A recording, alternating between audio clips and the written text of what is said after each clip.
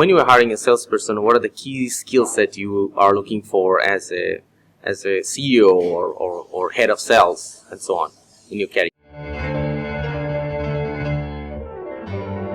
Because sales is not a random process, it's something that is a process. And as a process, we need to have a proper strategy in order to accomplish what we want. Which means that the sales guy should be able to create a strategy for a specific customer, for a specific business situation.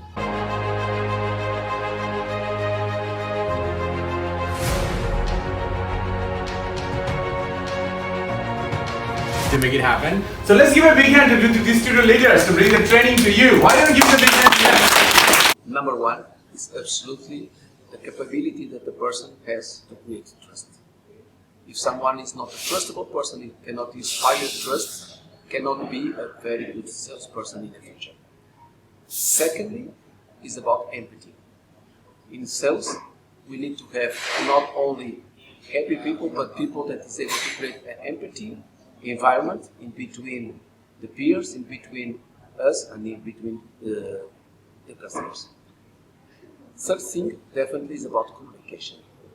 If a salesperson cannot communicate properly, will not be able to give the proper speech, the proper pitch to the product or the solution that we are promoting, and the customer will not understand what they want. Fourth is very basic, is about ambition.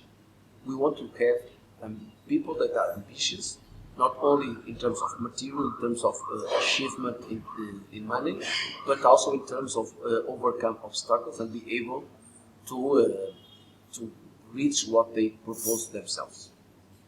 Last but not the least, and the fifth characteristic that we want is about strategy. Because sales is not a random process, it's something that is a process. And as a process, we need to have a proper strategy in order to accomplish what we want.